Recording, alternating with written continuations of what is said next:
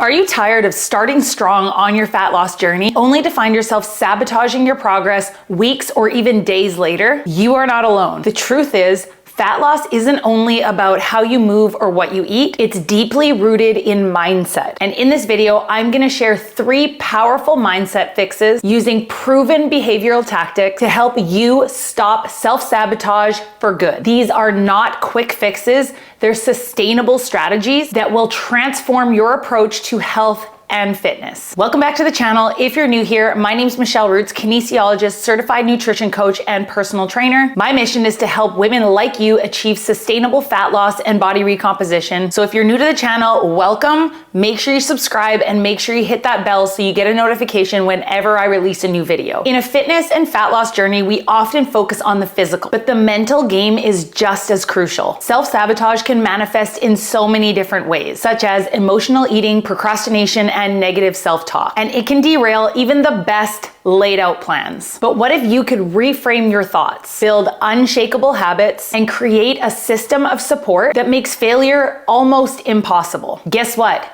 You can. Let's dive in. Now I'm gonna share 3 easy mindset fixes that are not only going to help you today and tomorrow, but will help you for the rest of your life. The first mindset fix is to reframe your narrative. This is all about changing the story you tell yourself about fat loss and your own capabilities. Often self-sabotage stems from deeply ingrained negative beliefs or a feeling of deprivation, whether that comes from a failed attempt at fat loss or weight loss in the past, or dealing with body weight or negative self-image through different stages of life. Instead of saying, I can't eat that, try saying, I choose not to eat that because it doesn't align with my health goals. This shifts your mindset from a feeling of restriction to a feeling of empowerment and being in control. Think about it. When you can't do something, it feels like a punishment. But when you choose not to, you're making an active decision for your well-being and your goals. It puts you in the driver's seat. Another example of a powerful reframe of your mindset is changing I have to work out to I get to move my body and feel energized and strong. This little tiny mindset shift changes exercise and movement from a chore into a privilege and a source of joy and pride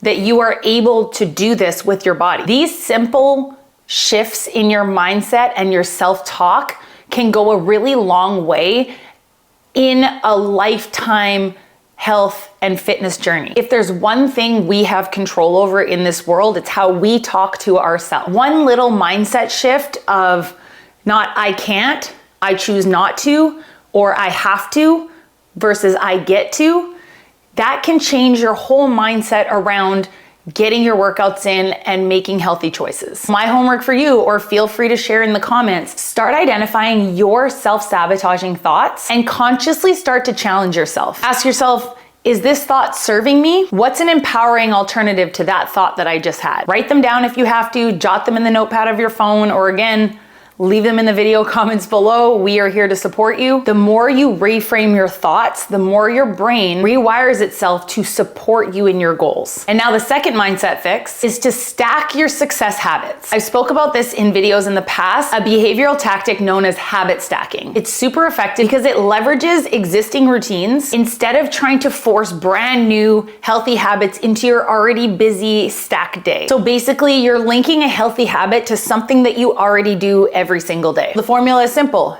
After current habit I do every day, I add new desired habit that I want to start doing every single day. For example, if you want to start increasing your water intake throughout the day, a habit that you already do, hopefully, is brush your teeth every morning. So after I brush my teeth every morning, I enter new habit, will drink 1 or 2 glasses of water every single day. Or while my coffee is brewing in the morning, which I have every morning, I will drink 1 or 2 glasses of water every morning while I'm waiting for my coffee, hydrate my body in the morning. Or if your goal is to increase more movement into your day, again, after I finish my morning coffee, which I do every single morning, I'm gonna do 10 squats, or I'm gonna go up and down the stairs 3 times in my house. Or after I drop the kids off at school, which I do every single morning, I'm gonna go for a 15-minute walk. The key is to make this new small habit easy to implement. And the trigger is the current habit that you already do. And this basically reduces the mental effort it takes to start adding a new habit into your day. And I know it sounds silly as something as much as drinking water, but the key is, drinking 2 glasses of water one day and then missing it the next day and then not doing it the next day and then starting again the following day. The key is finding these healthy habits that you can turn into no-brainer habits that you do every single day, because consistency is where you will see progress. Doing it one day here and one day there, you will not reap the benefits versus doing it every single day. So the key is not trying to change your entire life overnight and be perfect.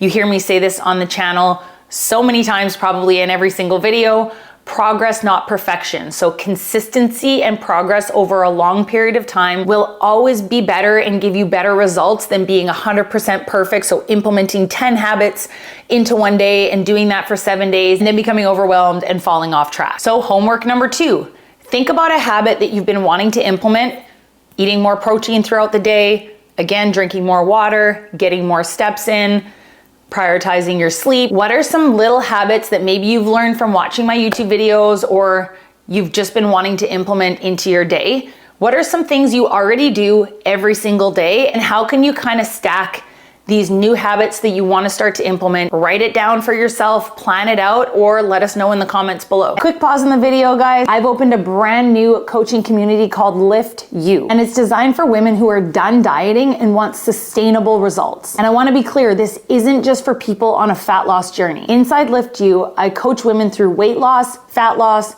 body recomposition, muscle building, and maintenance phases. And really, whatever their goal might be in their current phase of life. There are live weekly coaching calls with me, nutrition supports, training support, mindset coaching, and accountability from myself and all the other amazing women already in the community. What's been really amazing is that we're only 1 week into being live, and there are already incredible conversations and support happening inside the group. Women are joining from all over the world, asking thoughtful questions and supporting each other in a real, genuine way. So if you want some external accountability and want support beyond YouTube, the link to join is below, and I'd love to have you inside Lift You. And finally, our third mindset fix to stop self-sabotage is to build your own accountability fortress. Self-sabotage thrives in isolation. So trying to do something yourself, it's just you and your own little mind. And sometimes this little mind can be very, very mean to us. When no one else knows your goals, it's easier to let yourself off the hook. Not saying you do that, but it's definitely much more common. Accountability creates a powerful, both external and internal pressure that will help keep you committed to your goals. And there are really several ways to do this depending on you and what you feel might motivate you best. The first is external accountability. So this could be working with a coach like myself, joining a fitness community, or even just telling a trusted friend or a family member about your goals and your plan to reach your goals. So you follow that up by regular check-ins, even if that's texting your friend that you told about your goals, that you just bench press more than you ever have, or you're proud of yourself for going to the gym 4 times this week. If they're a true friend, they're gonna cheer you on and be happy for you. Again, or working with a coach or joining a fitness community with other like-minded individuals who are on the same journey, so you can all cheer each other on and motivate each other. The second, outside of external accountability, is internal accountability. This means tracking your progress and having regular conversations with yourself. It's not weird, I promise, I do it all the time. It can be in your head, it doesn't have to be out loud. Whether it's a food journal, whether it's a workout log, so tracking your food in an app or in a notebook, tracking your workouts in an app or in a notebook, or a simple habit tracker, tracking how much water you're drinking a day, how many steps you're getting a day, how much protein you're getting a day, how much sleep you're getting each night. Seeing your consistent habits visually, day after day, week after week, month after month, reinforces your commitment to your journey and makes you less likely to break your streak. This is where Apple Watches and Fitbits have become such a huge hit, because they use all of these tactics. Tracking your step count, in Apple Watch, you have to close all your activity rings and you see your streak for the month or for the week. And they're like, I've hit 10,000 steps a day for the last 5 days. I can't break my streak. Or I've closed all my exercise rings for 28 days this month. I'm not gonna break my streak. This self-talk and how you talk to yourself really is the game changer here. The conversations that you have here, that internal accountability, is what will really determine whether you reach your goals or not. You can tell all the people in the world, but those people are not the people getting you to your workouts in the morning. They're not the people driving you to the gym when you're tired after a long day at work. They're not gonna be there when you have to make the decision of, am I going home to make something, or am I just gonna stop at a drive-thru and grab something on the way home? That is all down to you. No one is gonna do the work for you. No one is gonna show up for you. No one is gonna lift the weights for you. In the end, it comes down to you, and it doesn't mean you have to be perfect. So with that being said, the more layers of accountability you can build for yourself, the stronger your defense against self-sabotage becomes. Don't try and do it alone. Lean on your support system.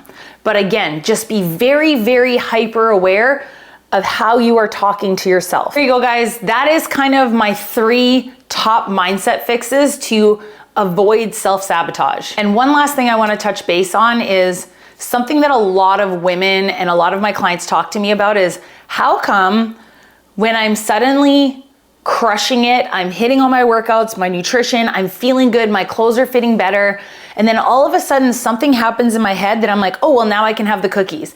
Now I can skip this workout. It's almost like a self-sabotage tactic happens once you start seeing success. And my response to that comes down to that long-term discipline. Or I always ask, if what you're doing to get you to your goals, is that sustainable? If you're falling off track 5 weeks, 6 weeks, 7 weeks later, once you start to see results, it's a mindset issue where you're allowing yourself to slip versus stay disciplined, stay on track, keep showing up. You have to tell yourself that you're feeling good and you're just getting started and you have to keep going. Another problem is that it might just be not sustainable. Maybe you went too hard. Maybe your diet is way too restrictive that you're not able to sustain that for a really long period of time. Maybe you dove in and you're going to the gym 6 days a week and you feel tired, and that is not something you can sustain for a very long period of time. So my advice, if this is something that happens with you, 1, check how you're talking to yourself. Sometimes we gotta dig deep and we really have to say, you can do this. And then secondly is look at your plan. If your plan feels too restrictive, if it feels like it's not sustainable for a long period of time, then maybe you need to make a few adjustments to make it more sustainable for you to keep going. So there you go, guys. Remember, these aren't just tips. These are actually tools to rewire your brain for sustainable success. And as always, I hope this video was helpful. Any questions or comments on what I talked about today, leave them in the video comments below. And of course, if you need help with that external accountability, I'll leave some links in the video description where you can learn more about working with me one-on-one in my online fitness and nutrition coaching program. Or of course, you can read more about joining my new exciting group coaching community called Lift You, where you can join a bunch of other women from around the world on the same journey as you for support, accountability, and coaching from me right inside that group. So if you want to get in on this, click the link in the video description to learn more about how you can join. And as always, have a great day, guys, and I will see you in the next one.